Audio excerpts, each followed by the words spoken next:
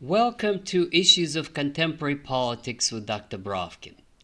Today, my dear friends and subscribers and guests to my channel, I would like to discuss a hot topic which is on everybody's mind, and that is the Epstein files. But they are so huge and there's so much talk about it that I will focus that which is my field, and that is Russia. And the question that I raise is there any documents, any trace of a Russian connection in Epstein files? Now, this was prompted by a inquiry that has been opened in Poland. And just a couple of days ago, Prime Minister Tusk has opened an inquiry into the Russian connection in the Epstein files. Now, his motivation was that he said that the entrapment of businessmen in order to collect compromising material on them has been or was at some point a quite widespread tactics or method by the KGB. So Tusk's mode of thinking is very simple. Oh, entrapment used to be KGB, therefore it might be also the same kind of thing that Epstein used, and then connecting the two, he is trying to convey that there may be a connection between KGB methods and Epstein methods, therefore it is KGB. Obviously, there's no logic in this whatsoever, because use of women for espionage or to collect compromising material is as old as the world. Let me remind you a familiar case to many, that a famous spy, Mata Hari, 100 years ago, during World War I, was a famous spy who actually used her female charm in order to collect spy information and pass it to a variety of agencies of various countries. And of course, there was no KGB then. The Bolsheviks hadn't even come to power yet. In other words, simply because the KGB used the same methods as Epstein is not enough to make the connection that there was a Russian trace in the Epstein files. Now, similarly, just a couple of days ago as well, the British Parliament, in several speeches of various members of Commons and of the Lords, again raised the issue of a Russian connection in Epstein files. And they did it referring to the Polish concerns.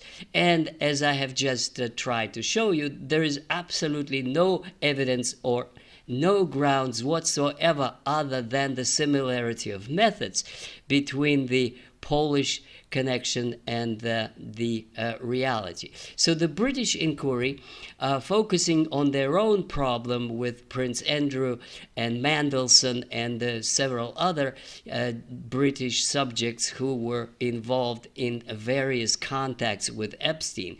Now, instead of focusing on that, they decided to focus on maybe highly likely, a famous expression, there may have been a connection with the Russians because the Polish are concerned about it. Now, to me, this sounds an absolutely ludicrous example of how, instead of focusing on their own corrupt elites or some elements of those, they want to sidetrack this discussion by focusing on Russia. In fact, there were jokes already that anything that ever happened that was corrupt or bad, it must be Putin. And one funny article I saw is the dinosaurs were extinct because it was Putin's work.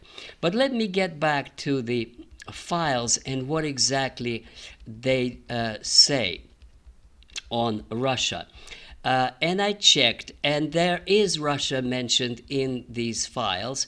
Now, of course, there are 3 million of those, and in that number, Russia appears in 5,876 documents.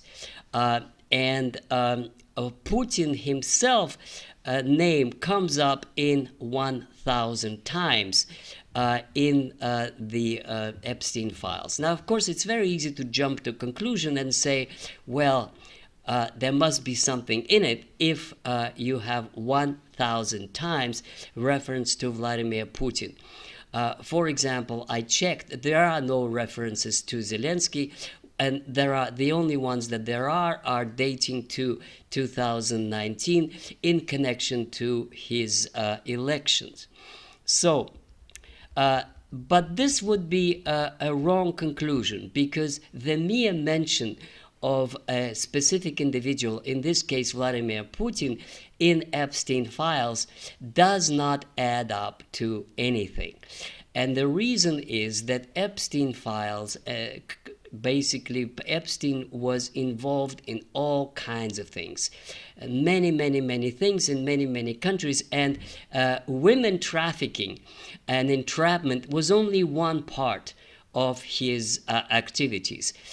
Equally important, the entrapment was in order to attract these attract these businessmen to his island in order to collect information, and that information used to be, mostly is political or technical or business.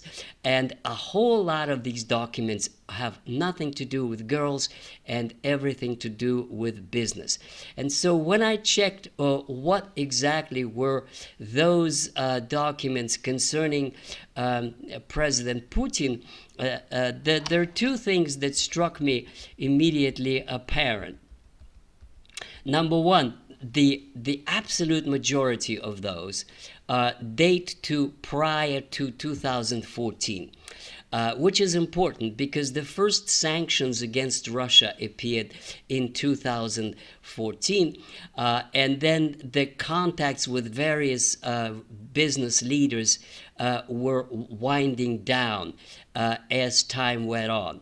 By the same token, if we look at Russian business elite contacts with the rest of the world, including Europeans and Americans, from the period, let's say, 2003 to 2014, they were huge. This was a boom. This was a time of enormous Western investment, enormous, tens of billions of euros and dollars and others were flowing into Russia as a direct investment, and Putin was very much involved in this. This was one of his key priorities, to attract foreign business. So when we hear that Epstein asked on many occasions such a businessman to organize a meeting with President Putin or a Prime Minister Putin at that time, this is nothing surprising, and he never got it. The point is, he never got. There never was a meeting between Epstein and Putin, and there never was a meeting with Epstein or any member of the government, member of cabinet, so to speak, the closest people to Putin. That never happened. There were a lot of contacts with businessmen, and those that Epstein asked for a contact in order to organize a meeting with Putin, but it never materialized. So most of the emails and documents concern Epstein's attempts to establish business contacts, investments, and other contacts with Russian oligarchs, such as Oleg Deripaska, the aluminum king, and a few other ones in connection with St. Petersburg Economic Forum. Now, the other important thing is that there are a lot of emails that are in the number concerning Russia, but not Putin. And these are very, very similar to those from various other countries that have to do with women trafficking and recruitment of women. And there, Russia is just one in a row of countries. There are many, many other countries that used, that modeling agencies were involved in Epstein's activities of recruiting girls and women for his operations. But Russia is not even in the first five of those countries. But there were Russian modeling agencies, especially in the period prior to 2014. I also checked if there is any similar sort of thing concerning Ukraine. And as I mentioned, the only reference to the top Ukrainian politicians is in connection with politics, not women. These were all about elections, about funds, about who to contact to procure this fund and that fund. And we know that Zelensky is well known for his fundraising activities, and these were somewhat referenced in Epstein files. But concerning women, there are interesting and perhaps even more damaging documents in regard to recruiting women in Ukraine than in Russia. For example, emails are in Epstein files with the Kiev-based agencies, some of the modeling agencies, discussing, quote, around 400 girls for international work or travel to Epstein properties. And a 2013 email was from an investor, Leon Tish, who described, quote, a very sweet Ukrainian girl he met at Epstein house. So this is a specific example of a woman from Ukrainian origin used in Epstein house for sexual services. That is a documented fact. Now, there are also quite a few of documents relating to travel records. So these are travel records of women from Kiev and from Odessa. And these documents concern flights, hotel bookings, and visa arrangements. So this channel of providing women to Epstein properties and his use of women for sexual services is well documented as far as Ukraine is concerned. There's another interesting one that says that there were real estate discussions in 2017. Reportedly, Epstein had plans to buy a mansion in Lvov, or Lviv, as the Ukrainians are saying, which is a city in western Ukraine, using Ukrainian intermediaries. So there are also quite a number of similar kinds of reports with modeling agencies in all kinds of other countries, in Romania and Moldova and Poland, and that is what prompted Mr. Tusk to launch this investigation. Now, let me also add that 25 years ago, in the American University in Washington, D.C., we had a program which was investigating corruption and crime, and it was called Transnational Crime and Corruption Center, where I worked as a co-director. And one of the things we discussed back then, was women trafficking. We even had a team that did research on women trafficking. And what we knew at that time was incredible and very revealing. I cannot say we had any direct reference to Epstein, but we did work with various European centers and research and police departments that we had terrifying, horrifying stories about Russian and Ukrainian women delivered into basically sex slavery in Western Europe. The girls were recruited to work for modeling or as a hostess or as a model in some fashion magazine or in a nightclub or a restaurant or something. And then they would sign a contract with a Ukrainian agency in Kiev or with a Russian agency in Moscow. And then they would go to supposedly work as a model, and then their passports would be taken, and then they would be delivered to a brothel, and then they would be exploited as sex slaves. And these stories we have heard from European police chiefs. We had one from Belgium that came to us.